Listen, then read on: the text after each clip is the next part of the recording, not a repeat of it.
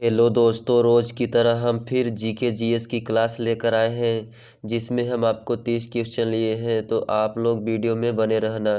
Channel पर नए हो तो चैनल को सब्सक्राइब कर लो। तो चलिए बिना किसी देरी का स्टार्ट करते हैं। तो सबसे पहला आपका प्रश्न क्या है? निम्नलिखित में से किस आणविक खनिज के संचित भंडार की दृष्टि से भारत विश्व का प्रथम स्थान कौन सा है? मतलब आपसे पूछ रहा है आपसे प्रश्न कि भारत विश्व में प्रथम स्थान कौन सा है, किसके दृष्टि से? तो आपको याद रखना है खनिज की दृष्टि से सबसे प्रथम स्थान आपका भारत कौन सा हो जाता है। ऑप्शन है आपका यूरेनियम, ऑप्शन बी है आपका थोरियम, ऑप्शन सी है आपका ग्रेफाइट, ऑप्शन डी है आपका एंटीमनी। तो इसका राइट आंसर क्या हो जाएगा? तो इसका राइट आंसर हो जाएगा आपका कौन सा? तो आपको याद रखना है यूरेनियम।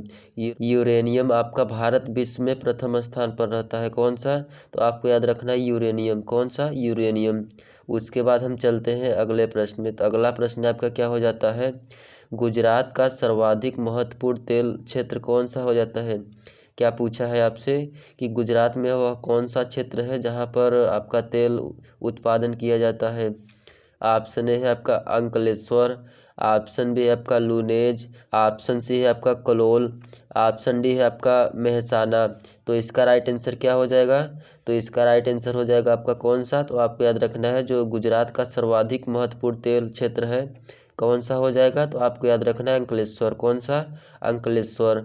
आपसे पूछे कि अंकलेश्वर कहाँ पर पड़ता है तो आपको याद रखना है गुजरात में। कहाँ पर? तो गुजरात में पड़ता है। उसके बाद हम चलते हैं अगले प्रश्न में। तो अगला प्रश्न आपका क्या हो जाता है? स्वर्ण, क्या लिखा है? स्वर्ण मुख्यतः कहाँ पर पाया जाता है? मतलब आपसे पूछ रहा है कि सोना मुख्यतः कहाँ पर पाया जाता है। ऑप्शन ए है आपका पन्ना, ऑप्शन बी है आपका कटनी में, ऑप्शन सी है आपका कोलार, ऑप्शन डी है आपका खेतड़ी। तो इसका राइट आंसर क्या हो जाएगा? तो इसका राइट आंसर हो जाएगा आपका कौन सा? तो आपको याद रखना है स्वर्ण का मुख्यतः भंडार पाया जाता है आपको कहाँ पर? तो आपको याद रखना है कोलार में। कहाँ पर? तो कोलार में। उसके बाद हम चलते हैं अगले प्रश्न में। तो अगला प्रश्न आपका क्या हो जाता है? विभाजन के कारण भारत का कौन सा उद्योग बुरी तरह प्रभावित हुआ? ऑप्शन ए है आपका रुई तथा शक्कर उद्योग, ऑप्शन बी है आपका इंजीनियरिंग तथा सीमेंट उद्योग, ऑप्शन सी है आपका जूट तथा रुई उद्योग, ऑप्शन डी है आपका कागज तथा लोहा उद्योग। तो इसका राइट आंसर क्या हो जाएगा? तो इसका राइट आंसर हो जाएगा आपका कौन सा? तो आपको याद रखना है जूट तथा रुई उद्योग। कौन सा उद्योग हो जाएगा? तो आपको याद रखना है जूट तथा रुई उद्योग। आपसे वहीं पर पूछे कि जूट के उत्पादन में भारत का कौन सा स्थान है तो आपको याद रखना है कौन सा? तो जूट के उत्पादन में भारत आपका प्रथम स्थान पे आता है।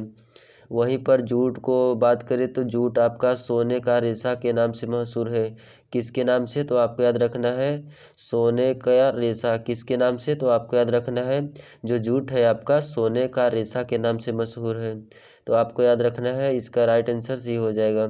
एक प्रश्न और देख लेते हैं कि जूट जूट का प्रथम कारखाना कहाँ पर है? तो आपको याद रखना है कोलकाता में। कहाँ पर है? तो कोलकाता में है आपका, जो कि रिसरा नामक स्थान में है। कहाँ पर है? तो जो जूट का प्रथम कारखाना है आपका कोलकाता के रिसरा नामक स्थान पर स्थित है। कहाँ पर है? तो आपको याद रखना है कोलकाता में। कहाँ पर है? तो आपको याद रखना है कोलकाता में। उसके बाद हम चलते हैं अगले प्रश्न पे। तो अगला प्रश्न आपका क्या हो जाता है? कानपुर किसके लिए प्रसिद्ध है? ऑप्शन ए है आपका कोयला खान के लिए, ऑप्शन बी है आपका चमड़ा उद्योग के लिए, ऑप्शन सी है आपका चीनी उद्योग के लिए, ऑप्शन डी है आपका लौह इस्पात उद्योग के लिए। तो इसका राइट आंसर क्या हो जाएगा? तो इसका राइट आंसर हो जाएगा ऑप्शन नंबर बी। कानपुर किसके लिए फेमस है? तो आपको याद रखना है चमड़ा उद्योग के लिए। और वहीं पर बात करें कि कानपुर किस नदी के किनारे बसा है? तो आपको याद रखना है गंगा नदी। किस नदी के किनारे? तो आपको याद रखना है गंगा नदी। वहीं पर बात करें कि अगर पूछे चमड़ा उत्पाद किस शहर के लिए फेमस है? तो आपको याद रखना है कानपुर। कहाँ पर? तो आपको याद रखना है कानपुर के लिए। आपका क्या हो जाता है? तो इलेक्ट्रॉनिक लोकोमोटिव का निर्माण किया जाता है।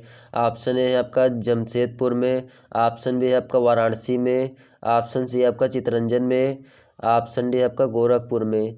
तो इसका राइट आंसर क्या हो जाएगा? तो इसका राइट आंसर हो जाएगा ऑप्शन नंबर कौन सा? तो आपको याद रखना है जो इलेक्ट्रिक लोकोमोटिव आपका निर्माण होता है कहाँ पर होता है? तो आपको याद रखना है चितरंजन में। आपसे पूछे कि किस वर्ष स्थापना किया गया था? तो आपको याद रखना है 1950 में। किस वर्ष? तो आपको याद रखना है जो इलेक्ट्रिक लोकोमोटिव का निर्माण किस वर्ष हुआ था? तो आपको याद रखना है 1950 में। उसके बाद हम चलते हैं अगले प्रश्न में। तो अगला प्रश्न आपका क्या हो जाता है? भारतीय जूट उद्योग के लिए प्रसिद्ध प्रतिद्वंदी कौन है? ऑप्शन है आपका चीन, ऑप्शन बी है आपका नेपाल, ऑप्शन सी है आपका बांग्लादेश, ऑप्शन डी है आपका जापान। क्या प्रश्न पूछ रहा है आपसे कि जो भारत का जूट उद्योग है प्रमुख प्रतिद्वंदी कौन है? तो आपका राइट आंसर क्या हो जाएगा? तो इसका राइट आंसर हो जाएगा ऑप्शन नंबर कौन सा? ऑप्शन नंबर सी हो जाएगा। कौन सा सही हो जाएगा? तो आपको याद रखना है ऑप्शन नंबर सी हो जाएगा सही। उसके बाद हम चलते हैं अगले प्रश्न में। तो अगला प्रश्न आपका क्या हो जाता है? देश की लंबाई की दृष्टि में सबसे छोटा राष्ट्रीय राजमार्ग कौन सा है? ऑप्शन ए है आपका NH-45A, ऑप्शन बी है आपका NH-47A, ऑप्शन सी है आपका NH-52A, ऑप्शन डी है आपका NH-1A। तो इसका राइट आंसर क्या हो जाएगा? तो इसका राइट आंसर कौन सा होगा? तो आपको याद रखना है NH-47। कौन सा? तो आपको याद रखना है जो देश में लंबाई की दृष्टि से सबसे छोटा राष्ट्रीय राजमार्ग कौन सा हो जाता है? तो आपको याद रखना है NH-47A। वहीं पर आपसे पूछे कि सबसे छोटा राजमार्ग कितना किलोमीटर लंबा है? तो आपको याद रखना है 6 किलोमीटर। कितना है? तो आपको याद रखना है 6 किलोमीटर।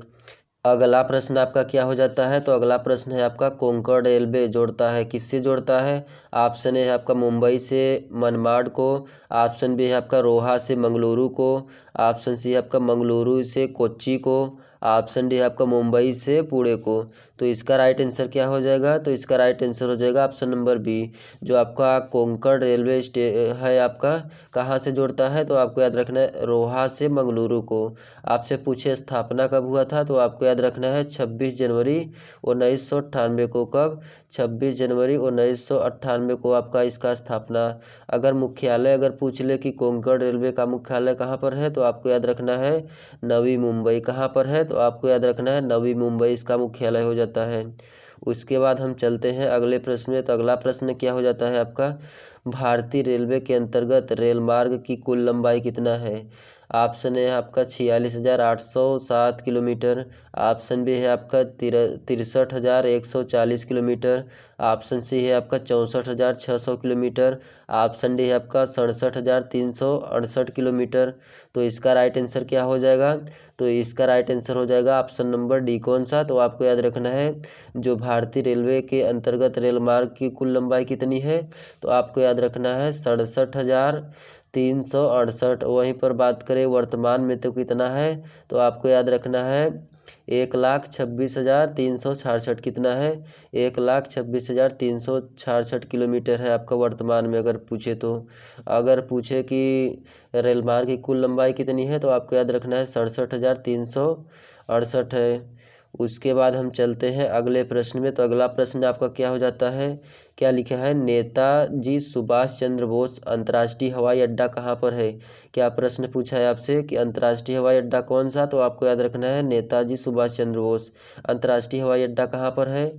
ऑप्शन ए है आपका मुंबई, ऑप्शन बी है आपका कोलकाता, ऑप्शन सी है आपका दिल्ली, ऑप्शन डी है आपका पटियाला।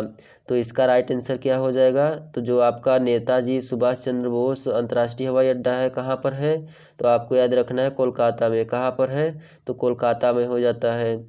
उसके बाद हम देखते हैं किस लिए आपका अंतर्राष्ट्रीय हवाई अड्डा है, व्यापारिक है या नागरिक के लिए? तो आपको बता दें कि जो नेताजी सुभाष चंद्र बोस अंतर्राष्ट्रीय हवाई अड्डा है नागरिक हवाई अड्डा है। कौन सा है? तो आपको याद रखना है यह एक नागरिक हवाई अड्डा है।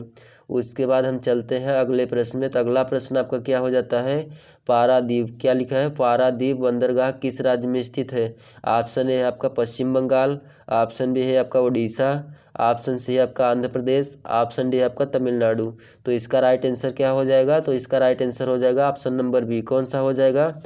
जो पारादीप बंदरगाह कहाँ पर है, किस राज्य में है, तो आपको याद रखना है उड़ीसा में। उड़ीसा आपसे पूछे किस नदी के संगम पर स्थित है, किस खाड़ी पर है, तो आपको याद रखना है एक तो महानदी हो गई और बंगाल की खाड़ी के संगम पर स्थित है। कौन है, तो आपको याद रखना है पारादीप। पारादीप किस नदी के संगम पर है, तो आपको याद से पूछे कि पारादीप बंदरगाह कहाँ पर है, तो आपको याद रखना है जो महानदी है आपका और बंगाल की खाड़ी उसी के संगम पर स्थित है। कौन सा है, तो आपको याद रखना है पारादीप बंदरगाह। उसके बाद हम चलते हैं अगले प्रश्न में। तो अगला प्रश्न आपका क्या हो जाता है, भारत के पूर्वी तट पर स्थित पत्तन है। मतलब आपसे पूछ क्या रहा है कि जो भारत का पूर्वी तट है आपका कौन सा पत्तन स्थित है। ऑप्शन ए है आपका कांडला और हल्दिया, ऑप्शन बी है आपका हल्दिया और कोच्चि, ऑप्शन सी आपका पारादीप और कांडला, ऑप्शन डी है आपका पारादीप और हल्दिया। तो इसका राइट आंसर क्या हो जाएगा, तो इसका राइट आंसर हो जाएगा ऑप्शन नंबर डी। कौन सा, तो आपको याद रखना है जो भारत के पूर्वी तट के स्थित पत्तन कौन सा हो जाएगा, तो आपको याद रखना है पारादीप और हल्दिया हो जाएगा। उसके बाद हम चलते हैं अगले प्रश्न में। तो अगला प्रश्न आपका क्या हो जाता है, कुकी जनजाति के लोग रहते हैं। मतलब आपसे पूछा है कुकी जनजाति के लोग कहाँ किस राज्य में रहते हैं। ऑप्शन ए है आपका मणिपुर में, ऑप्शन बी है आपका असम में, ऑप्शन सी है आपका मिजोरम में, ऑप्शन डी है आपका मेघालय में। तो इसका राइट आंसर क्या हो जाएगा, तो इसका राइट आंसर हो जाएगा आपका कौन सा, जो कुकी जनजाति के लोग हैं कहाँ पर है किस राज्य में रहते हैं, तो आपको याद रखना है मणिपुर राज्य में। किस राज्य में है कुकी जनजाति के लोग, तो आपको याद रखना है मणिपुर में रहते हैं।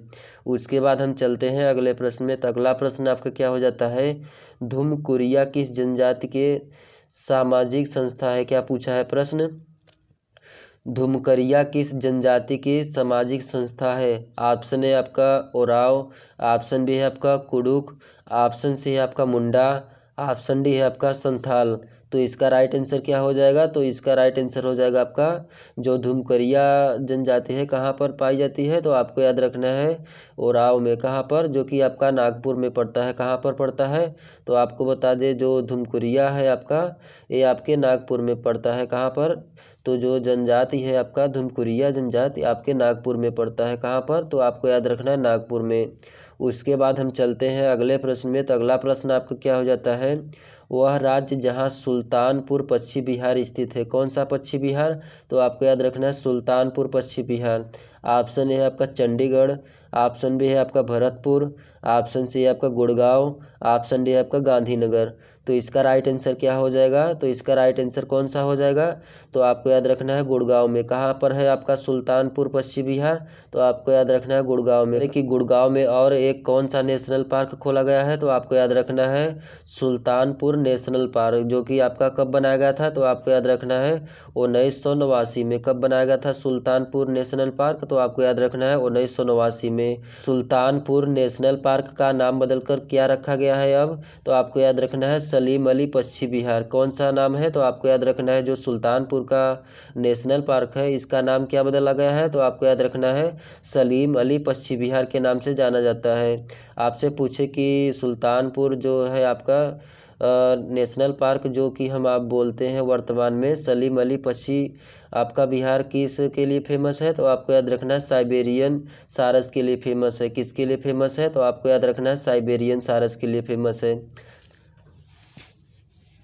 अगला प्रश्न आपका क्या हो जाता है, तो गिर राष्ट्रीय उद्यान जो एशियाई शेर के लिए प्रसिद्ध है कौन से राज्य में स्थित है। ऑप्शन ए आपका झारखंड में, ऑप्शन बी है आपका छत्तीसगढ़ में, ऑप्शन सी है आपका गुजरात में, ऑप्शन डी है आपका असम में। तो इसका राइट आंसर क्या हो जाएगा, तो जो आपका गिर राष्ट्रीय उद्यान है आपके कहाँ पर पाया जाता है, तो आपको याद रखना है गुजरात में। किस राज्य में पाया जाता है गिर राष्ट्रीय उद्यान, जो किसके लिए फेमस है, तो आपको याद रखना है गिर राष्ट्रीय उद्यान जो कि आपका एशियाई शेर के लिए प्रसिद्ध है। किसके लिए प्रसिद्ध है, तो आपको याद रखना है एशियाई शेर के लिए। आपसे पूछे किस राज्य में है, तो आपको याद रखना है गुजरात में। किस राज्य में है, गुजरात में। वहीं पर बात करें कि गिर राष्ट्रीय उद्यान का क्षेत्रफल कितना है, तो आपको याद रखना है कितना क्षेत्रफल है 1295। कितना, 1295 वर्ग किलोमीटर है आपका गिर राष्ट्रीय उद्यान हो जाता है। अगला प्रश्न आपका क्या हो जाता है, सूची 1 को सूची 2 में सुमेलित कीजिए। सबसे पहले देखते हैं कि बांदीपुर बांदीपुर टाइगर रिजर्व कहाँ पर पाया जाता है। तो सबसे पहले हम देखते हैं बांदीपुर जो कि टाइगर रिजर्व आपका कहाँ पर पड़ता है। तो आपको याद रखना कर्नाटक में। उसके बाद हम देखते हैं दुधवा दुधवा टाइगर रिजर्व कहाँ पर पाया जाता है। तो आपको याद रखना है उत्तर प्रदेश में। कहाँ पर, उत्तर प्रदेश में। सिमलीपाल सिमलीपाल की बात करें तो कहाँ पर पाया जाता है। तो आपको याद रखना है उड़ीसा में। सरिस्का आपका हो जाता है कहाँ पर पाया जाता है। तो आपको याद रखना है राजस्थान में। तो इसका राइट आंसर क्या हो जाएगा, आपका हो जाएगा 3, उसके बाद 4 2 1। तो 3 4 2 1, 3 4 2 ऑप्शन में कौन है, 3 4 2 1। तो सबसे पहले हम देख लेते हैं ऑप्शन नंबर ए ही में आपका दिया है। तो कौन सा ऑप्शन सही होगा। तो आपको याद रखना है ऑप्शन नंबर ए सही हो जाएगा। उसके बाद हम चलते हैं अगले प्रश्न में। तो अगला प्रश्न आपका क्या हो जाता है, बाघों का प्रमुख रिजर्व सरिस्का किस राज्य में स्थित है। क्या प्रश्न पूछा है, जो बाघों का प्रमुख रिजर्व है आपका सरिस्का, सरिस्का आपका किस राज्य में अवस्थित है। ऑप्शन ए है आपका उत्तर प्रदेश, ऑप्शन बी है राजस्थान, ऑप्शन सी है आपका उत्तराखंड, ऑप्शन डी है आपका मध्य प्रदेश। तो इसका राइट आंसर क्या हो जाएगा। तो इसका राइट आंसर हो जाएगा आपका ऑप्शन नंबर बी। कौन सा हो जाएगा, जो सरिस्का है आपका राजस्थान में पड़ता है। कहाँ पर पड़ता है। तो आपको याद रखना है सरिस्का बाघ अभ्यारण्य कहाँ पर है। तो आपको याद रखना है राजस्थान में। आपसे पूछे कि सरिस्का बाघ अभ्यारण्य किसके लिए प्रसिद्ध है। तो आपको याद रखना है जो राजस्थान में सरिस्का बाघ अभ्यारण्य है, भारत के सब में प्रसिद्ध राष्ट्रीय उद्यानों में से एक है। क्या है, भारत में सबसे प्रसिद्ध उद्यानों में से एक हो जाता है। कौन सा। तो आपको याद रखना है सरिस्का आपका बाघ अभ्यारण्य। उसके बाद हम देखते हैं कि राजस्थान में सरिस्का आपका कहाँ पर पड़ता है। तो आपको याद रखना है अलवर में पड़ता है। कहाँ पर। तो आपको याद रखना है अलवर में सरिस्का बाघ अभ्यारण्य पड़ता है आपका कहाँ पर। तो आपको याद रखना है अलवर में। उसके बाद हम देखते हैं अगला प्रश्न। अगला प्रश्न आपके क्या हो जाता है, 2011 की जनगणना के अनुसार भारत की जनसंख्या कितनी थी। ऑप्शन ए है आपका 102.25 करोड़, ऑप्शन बी है आपका 102.87 करोड़, ऑप्शन सी है आपका 105.65 करोड़, ऑप्शन डी है आपका 121.05 करोड़। तो जो 2021 में आपका जनगणना के अनुसार देखें तो भारत की जनसंख्या कितनी थी। तो आपको याद रखना है इसका राइट आंसर क्या हो जाएगा। तो आपको याद रखना है 2011 की जनगणना के अनुसार आपका हो जाएगा 121.05 करोड़ थी जनसंख्या। वहीं पर आपसे पूछे कि भारत जनसंख्या के मामले में कौन से स्थान पर है। तो आपको याद रखना है कौन से स्थान पर है, दूसरे स्थान पर। सबसे पहले हम देख लेते हैं कि जनसंख्या में और क्वेश्चन आपसे क्या पूछ सकता है। तो आपसे पूछ सकता है कि भारत में विश्व के कितने प्रतिशत जनसंख्या निवास करती है। तो आपको याद रखना है जो भारत में है विश्व के कितने प्रतिशत जनसंख्या निवास करती है। तो आपको याद रखना है 17.62%। कितना, 17.62%। वहीं पर आपसे पूछे कि चीन में विश्व के कितने प्रतिशत जनसंख्या भारत में रहती है। तो आपको याद रखना है 18.13%। कितना, 18.13%। वहीं पर भारत अगर पूछे तो आपको याद रखना है 17.62%। उसके बाद हम चलते हैं अगले प्रश्न में। तो अगला प्रश्न आपका क्या हो जाता है, भारत की जनसंख्या की मौजूदा वार्षिक वृद्धि दर कितना है, किस वर्ष में पूछा है। तो आपको याद रखना है 2019 में कितनी थी। ऑप्शन ए है आपका 1.64%, ऑप्शन बी है आपका 1.2%, ऑप्शन सी है आपका 2.74%, ऑप्शन डी है आपका 2.62%। तो इसका राइट आंसर क्या हो जाएगा। तो इसका राइट आंसर हो जाएगा आपका कौन सा। तो जो भारत का जनसंख्या है आपका किसके आधार पर। तो आपको याद रखना है सन 2019 वार्षिक वृद्धि दर कितना थी। तो आपको याद रखना है 1.2%। कितना थी आपका। तो आपको याद रखना है 1.2%। उसके बाद हम चलते हैं अगले प्रश्न में। तो अगला प्रश्न आपका क्या हो जाता है, वर्ष 2011 की जनगणना के अनुसार उत्तर प्रदेश का घनत्व कितना था। क्या पूछा है आपका, जो 2011 में जनगणना हुआ था आपका उत्तर प्रदेश में, उसका जनघनत्व कितना था। ऑप्शन ए है आपका 904, ऑप्शन बी है आपका 881, ऑप्शन सी है आपका 819, ऑप्शन डी हो जाएगा 829। तो इसका राइट आंसर क्या हो जाएगा, जो उत्तर प्रदेश का आपका जनघनत्व था उस टाइम 2011 में तो कितना था, तो आपको याद रखना है 829 था। कितना था, तो आपको याद रखना है जो उत्तर प्रदेश का जनघनत्व था तो आपको याद रखना है 829। आपसे पूछे कि कितने वर्ग मीटर में रहती है, तो आपको याद रखना है जो जनगणना हुआ था 2011 में आपका उत्तर प्रदेश का, तो 829 वर्ग मीटर में रहती थी। कितना, तो आपको याद रखना है 829 वर्ग मीटर में रहती थी। उसके बाद हम चलते हैं अगले प्रश्न में। तो अगला प्रश्न आपका क्या हो जाता है, 2011 की जनगणना के अनुसार 10 लाख से अधिक जनसंख्या वाले नगरों की संख्या कितनी है। मतलब आपसे क्या पूछ रहा है कि सबसे ज़्यादा 10 लाख से अधिक जनसंख्या वाले नगर कितने हैं। ऑप्शन है आपका 23, ऑप्शन बी है आपका 29, ऑप्शन सी है आपका 35, ऑप्शन डी है आपका 53। तो इसका राइट आंसर क्या हो जाएगा, तो इसका राइट आंसर कौन सा होगा, तो आपको याद रखना है जो वर्तमान में अगर बात करें तो वर्तमान में भारत में महानगरों की संख्या कितनी है, तो आपको याद रखना है 53 है। कितना है, तो आपको याद रखना है जो वर्तमान में है महानगरों की संख्या कितनी है, तो आपको याद रखना है 53 है। उसके बाद हम चलते हैं अगले प्रश्न में। तो अगला प्रश्न आपका क्या हो जाता है, 2011 के जनगणना के अनुसार निम्नलिखित में से कौन सा राज्य साक्षरता के राष्ट्रीय औसत से नीचे है।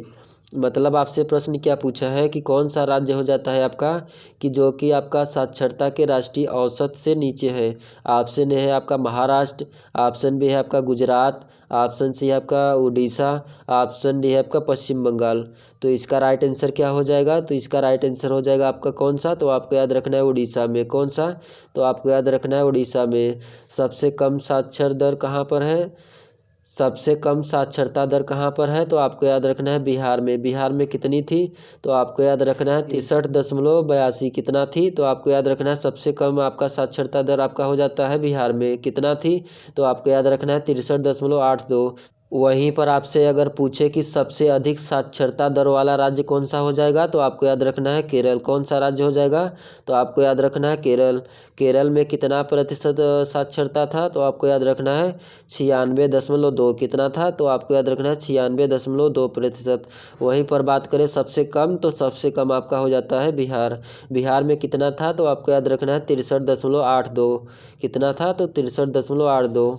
उसके बाद हम चलते हैं अगले प्रश्न में। तो अगला प्रश्न आपका क्या हो जाता है, 2011 के जनगणना के अनुसार सर्वाधिक कुल शहरी जनसंख्या वाला राज्य कौन सा हो जाता है। ऑप्शन ए है आपका उत्तर प्रदेश, ऑप्शन बी है आपका महाराष्ट्र, ऑप्शन सी है आपका तमिलनाडु, ऑप्शन डी है आपका केरल। तो इसका राइट आंसर क्या हो जाएगा, तो इसका राइट आंसर हो जाएगा आपका ऑप्शन नंबर बी। कौन सा, तो आपको याद रखना है महाराष्ट्र हो जाएगा। कौन सा, तो महाराष्ट्र। उसके बाद हम चलते हैं अगले प्रश्न में। तो अगला प्रश्न आपका क्या हो जाता है, भारत में मिलियंस प्लस आबादी वाले शहर कितने हैं। तो ऑप्शन ए है आपका 29, ऑप्शन बी है आपका 35, ऑप्शन सी आपका 39, ऑप्शन डी है आपका 53। मतलब प्रश्न आपका क्या पूछा है, एक मिलियन बराबर कितना होता है, तो आपको बता दे 10 लाख। कितना, तो आपसे प्रश्न क्या पूछा है, 10 लाख से अधिक आबादी वाले शहर कौन से हो जाते हैं, कितने हो जाते हैं। तो सबसे पहले हम देख लेते हैं इसका राइट आंसर क्या होगा। तो इसका राइट आंसर हो जाएगा आपका 53। कौन सा हो जाएगा, तो आपसे पूछेगा कि वर्तमान में भारत में महानगरों की संख्या कितनी है, तो आपको याद रखना है 53 हो जाता है। कितना, 53।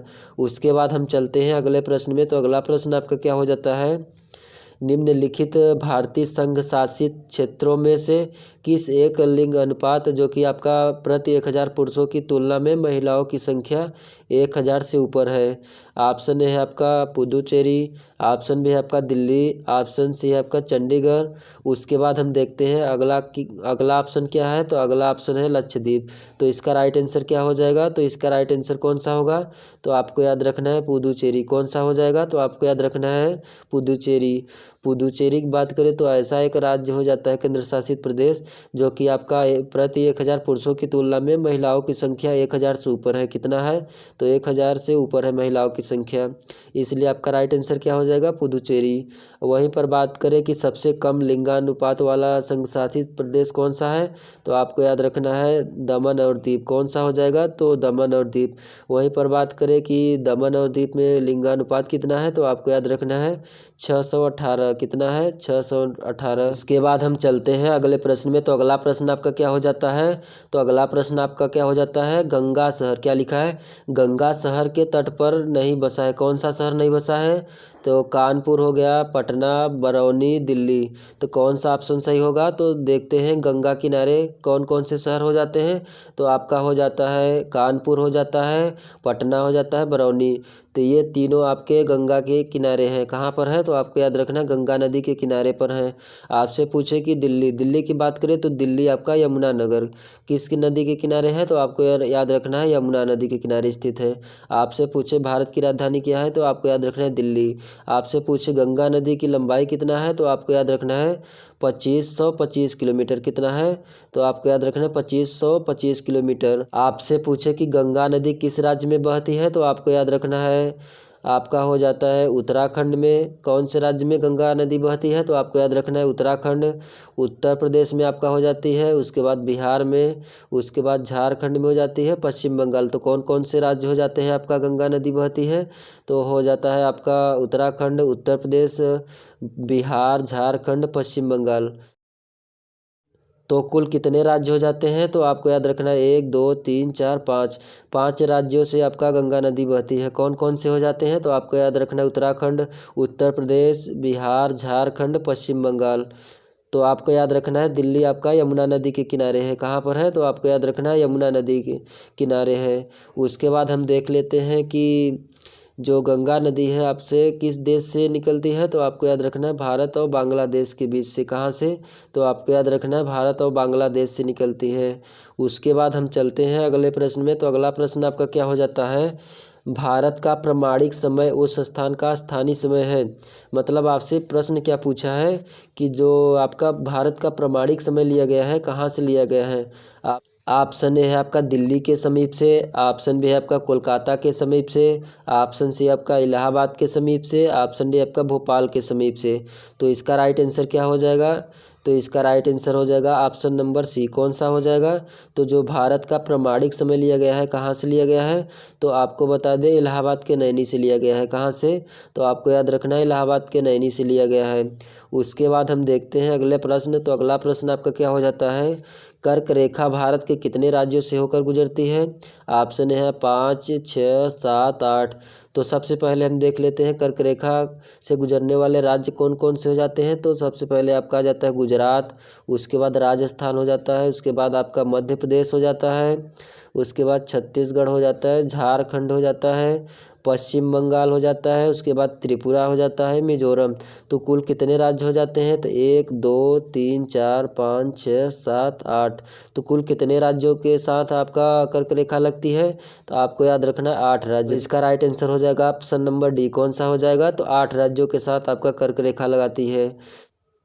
दोस्तों वीडियो अच्छा लगा होगा तो वीडियो को लाइक करना, और चैनल पर नए हो तो चैनल को सब्सक्राइब कर लो, और हमको कमेंट करके बताना कि आप लोगों को हम कैसा बता रहे हैं, कैसा पढ़ा रहे हैं, आप लोगों को जानकारी सही मिल पा रही है या नहीं।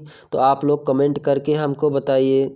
और इसमें हम बता दें कि अगर PDF आप लोग डाउनलोड नहीं कर पा रहे हो तो हमारे टेलीग्राम में जुड़कर आप लोग वहाँ से आपका PDF मिल सकता है। कहाँ से मिलेगा आपका टेलीग्राम से, तो आपको याद रखना है टेलीग्राम का लिंक आपके डिस्क्रिप्शन में है, जो कि आप लोग वहां से जुड़कर PDF ले सकते हैं। तो आप लोग जाइए, तुरंत अभी ज्वाइन हो जाइए, वहां से आप लोग डेली का डेली आप लोग PDF पढ़ सकते हैं।